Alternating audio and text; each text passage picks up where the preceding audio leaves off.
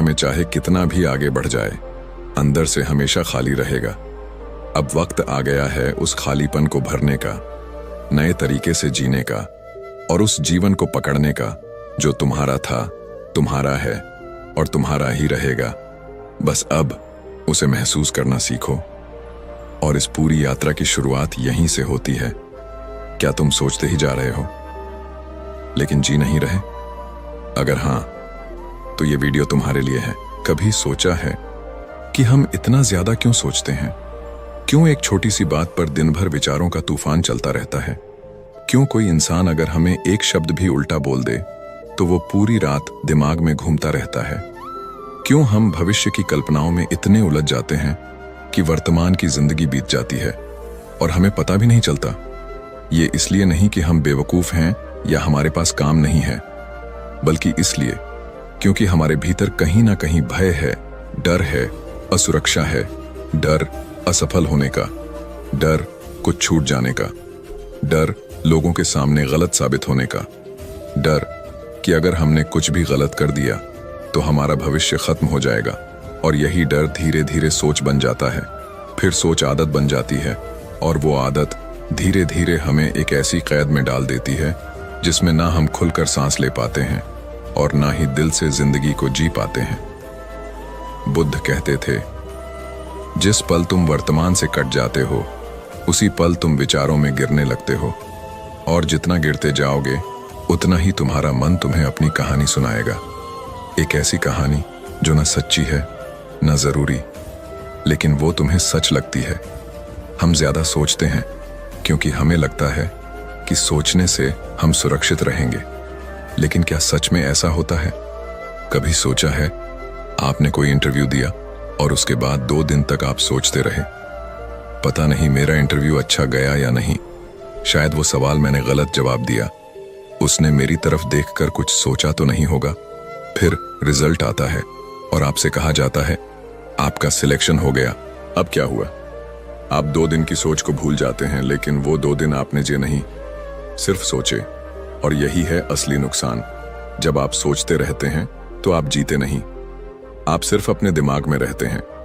हम सोचते हैं कि सोचकर हम खुद को गलतियों से बचा लेंगे, पर सच यह है कि अतीत की गलती और भविष्य की कल्पना दोनों जहर हैं, क्योंकि दोनों हमें इस पल से काट देते हैं। और जब हम इस पल से कटते हैं, हम अपने भीतर से कट जाते हैं। बुद्ध कहते थे, बुद्धि अगर दिल की जगह लेने लगे तो इंसान मशीन बन जाता है। फिर वो लोगों से जुड़ता नहीं, खुद से भी दूर हो जाता है। और जो खुद से दूर हो गया उसके पास सब कुछ हो सकता है, लेकिन शांति कभी नहीं। आज का इंसान इतना डरता है अकेले रहने से कि जब भी उसे कुछ पल खुद के साथ मिलते हैं वो तुरंत मोबाइल उठाता है, किसी को कॉल करता है, म्यूजिक चला देता है, कुछ ना कुछ सोचने लगता है। क्यों? क्योंकि अगर वो चुप हो गया तो उसे अपनी ही सोचें सुनाई देंगी। और हम में से कितनों में हिम्मत है कि हम अपनी सोचों का सामना कर सकें? क्योंकि हमारे विचार सिर्फ विचार नहीं हैं, वो हमारा डर है, हमारा पछतावा है, हमारा अधूरापन है।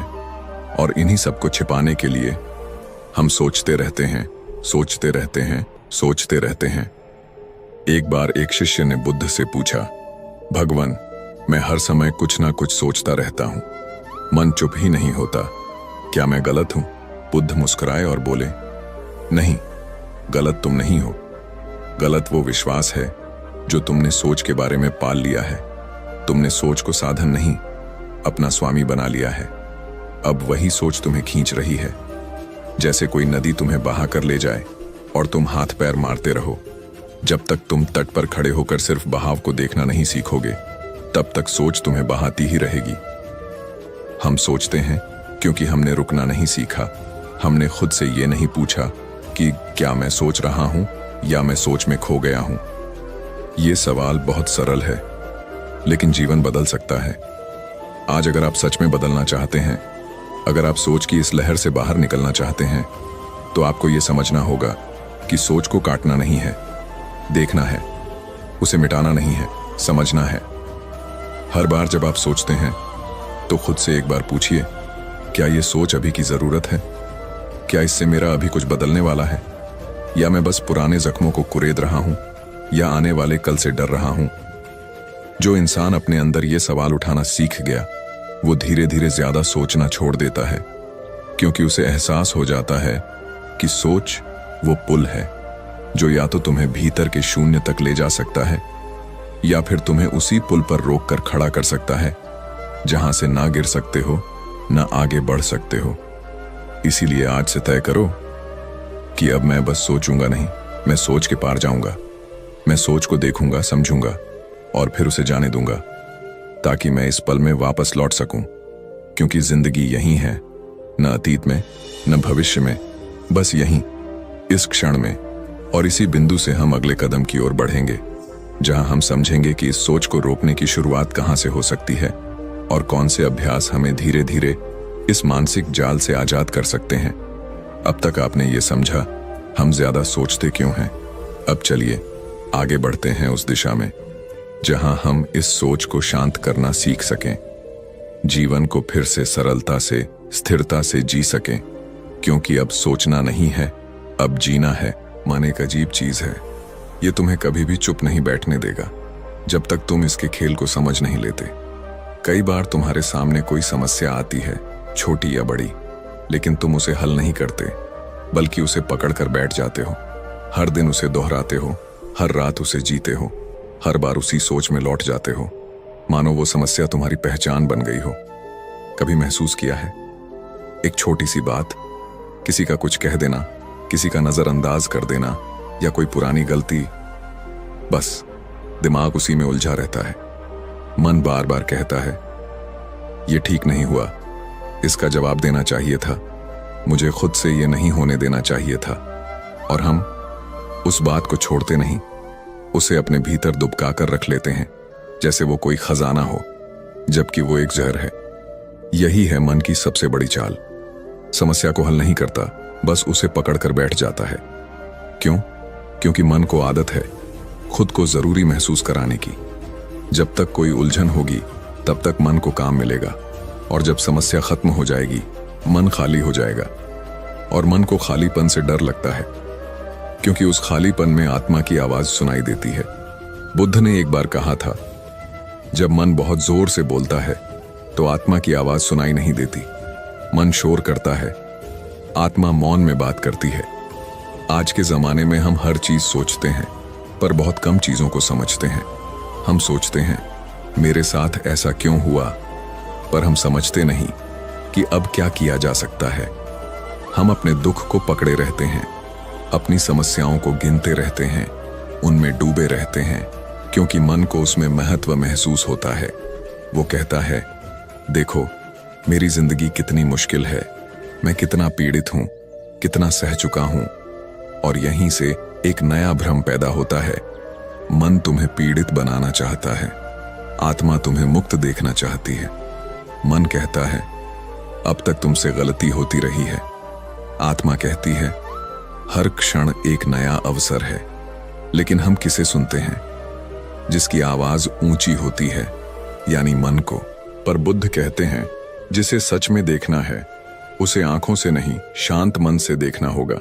जिसे सच में समझना है उसे विचारों से नहीं, मौन से समझना होगा। हर समस्या एक सीख लेकर आती है, पर हम उस सीख को नहीं देखते। हम समस्या को पकड़ लेते हैं और बार बार उसी जख्म को कुरेदते हैं। क्यों? क्योंकि हमारी पहचान ही उस तकलीफ से जुड़ गई है।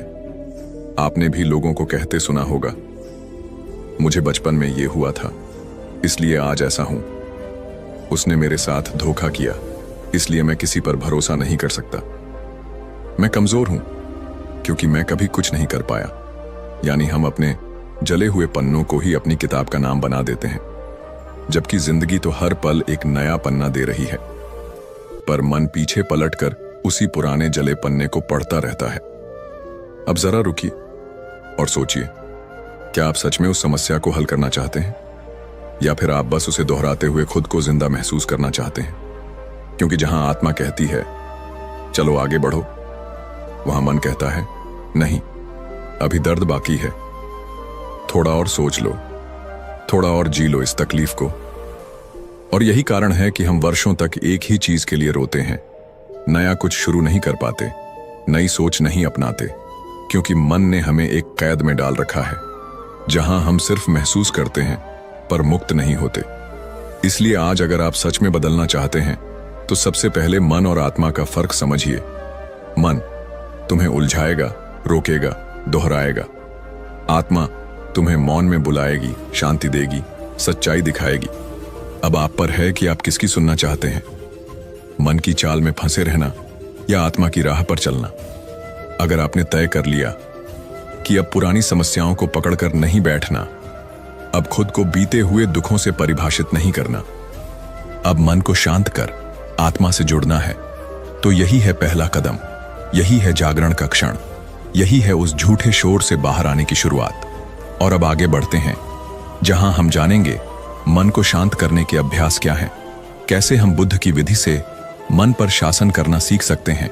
क्या कभी तुमने खुद को एक ऐसे मोड़ पर पाया है जहां ना तुम आगे बढ़ पा रहे हो और ना ही पीछे लौट पा रहे हो, जहां तुम्हारा शरीर थक गया है लेकिन कुछ किया ही नहीं गया, जहां तुम्हारा मन भारी है लेकिन कोई रास्ता साफ नहीं दिखता?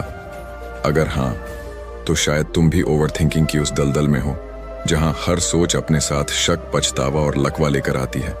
जी हां, ओवरथिंकिंग यानी ज्यादा सोचना शुरू होता है एक सवाल से और खत्म होता है खुद को खो देने में। क्या मैं सही हूं? कहीं मैंने गलती तो नहीं की? क्या मैं ये कर सकता हूं? अगर मैं फेल हो गया तो? अगर उसने मुझे रिजेक्ट कर दिया तो? अगर, शायद, काश, क्यों? इन शब्दों की मार से कोई बाहर नहीं बचा। हम सभी कभी ना कभी, कहीं ना कहीं इन विचारों में डूब चुके हैं।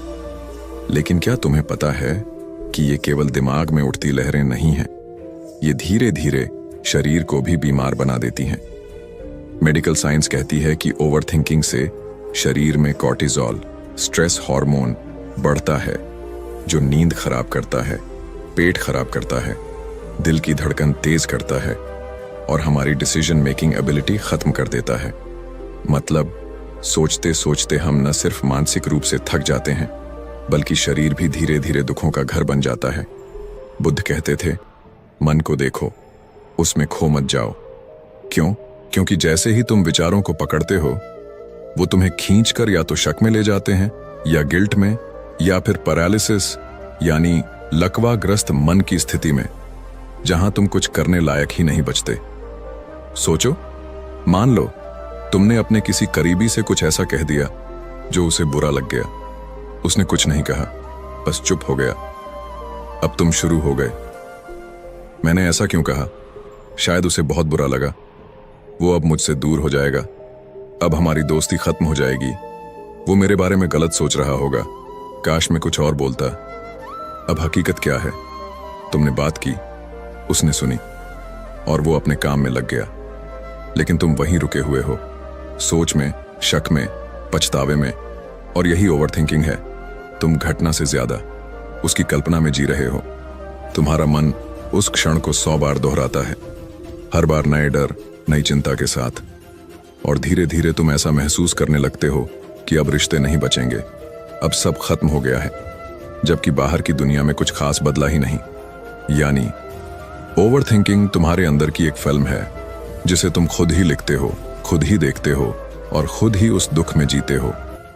और जब ऐसा रोज होता है, बार बार होता है, तो तुम उस हालत में पहुंचते हो जहां कोई नया काम करने की हिम्मत ही नहीं बचती। कोई भी फैसला लेने से पहले ही डर लगने लगता है। और यही है मन का लकवा। बुद्ध कहते थे, जो विचारों से जकड़ा है वह सच्चाई से कट गया है, जो विचारों को देखना सीख गया वह मुक्त हो गया।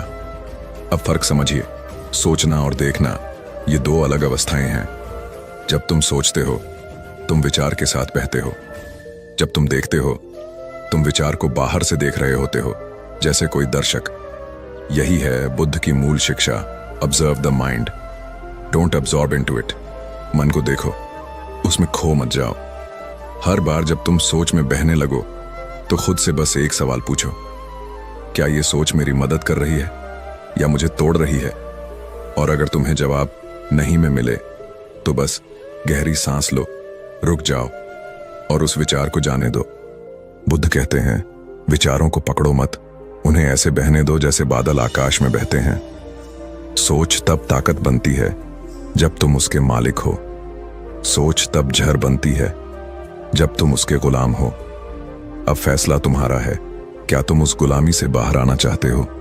क्या तुम अब भी सोचना चाहते हो या देखना शुरू करोगे? याद रखो, ओवरथिंकिंग तुम्हें सोचने से नहीं रोकता, ये तुम्हें जीने से रोकता है।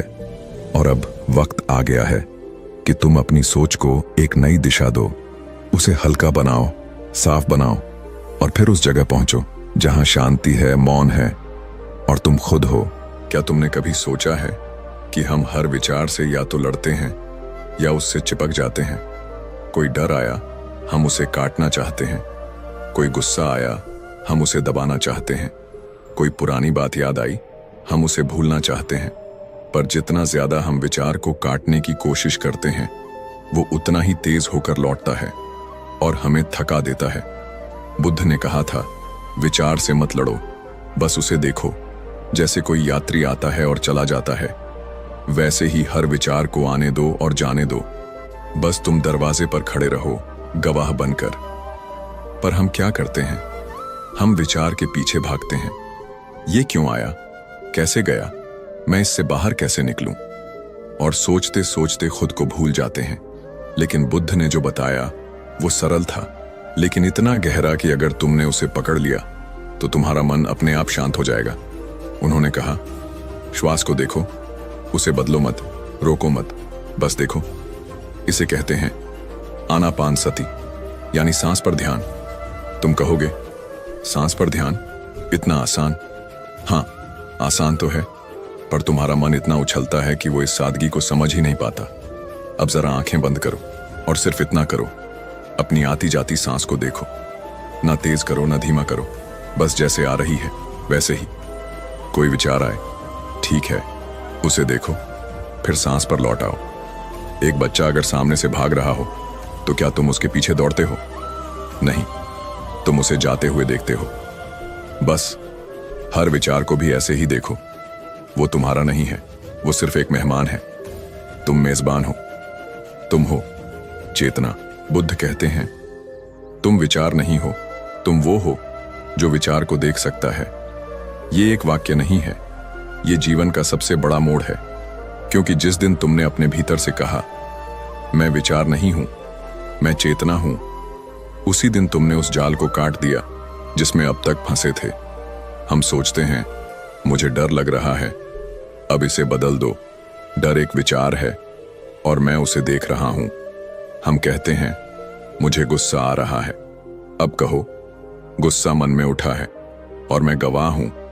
तुम देखोगे कि जो विचार अब तक बवंडर की तरह तुम्हें खींच ले जाते थे, वो अब हवा में तैरते बादल बन चुके हैं और तुम उस खुले आकाश जैसे हो, शांत, विशाल, मुक्त।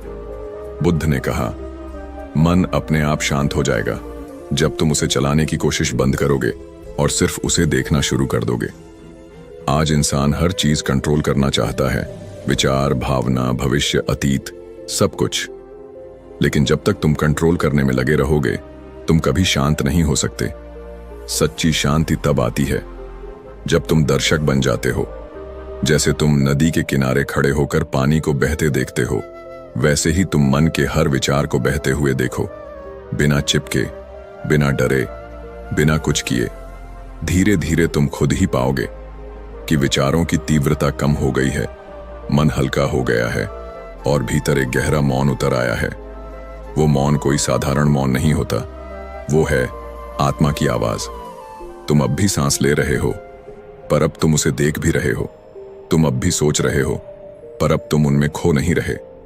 और यही पहला अनुभव है बुद्धत्व का, जागरण का, साक्षी भाव का। आज अगर तुमने यह अभ्यास शुरू कर दिया तो धीरे धीरे तुम महसूस करोगे कि तुम विचारों से अलग हो और तुम्हारे भीतर एक शक्ति है जो इन विचारों को बस देख सकती है, बिना डरे, बिना बहके, बिना भागे। यही शक्ति तुम्हें शांति देगी, यही ध्यान तुम्हें मुक्त करेगा और यही सत्य तुम्हें तुम्हारे असल स्वरूप तक पहुंचाएगा।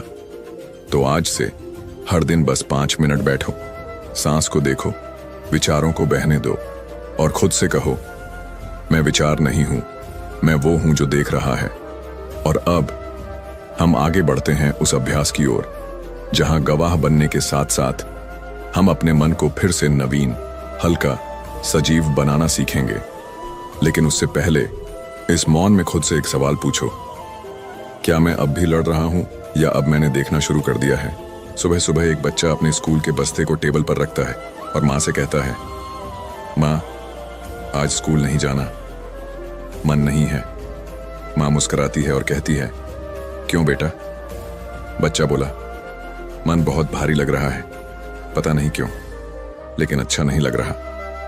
अब सोचो, 8 साल के बच्चे को नहीं पता कि उसे क्यों उलझन है, लेकिन उसे ये जरूर पता है कि मन उसका साथ नहीं दे रहा। और अब उस माँ को देखो, वो खुद रोज इसी मन की लड़ाई में जीती है।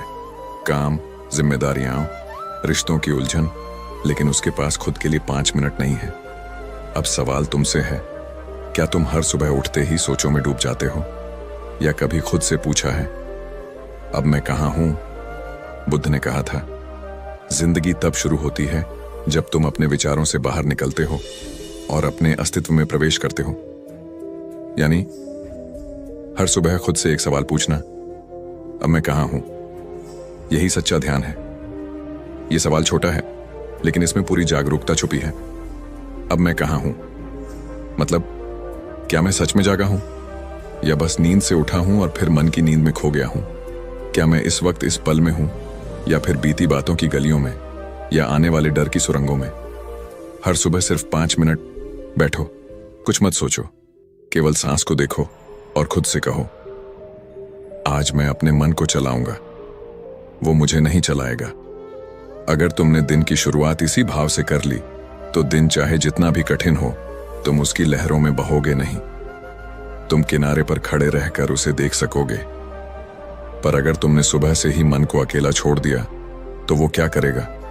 वो तुम्हें घसीटेगा अतीत की गलियों में, भविष्य के डर में, और अंत में दिन भर की उलझनों में। बुद्ध ने कहा था, मन को जीतना ही सच्चा युद्ध है, और जो खुद को जीत लेता है वो संसार जीत लेता है। मन को रोज दिशा दो। हर सुबह उसे कुछ काम दो, जैसे कि 3 बातें लिखो जो आज महसूस कर रहे हो, या बिना किसी कारण के 5 मिनट मौन में बैठो और सिर्फ श्वास को देखो।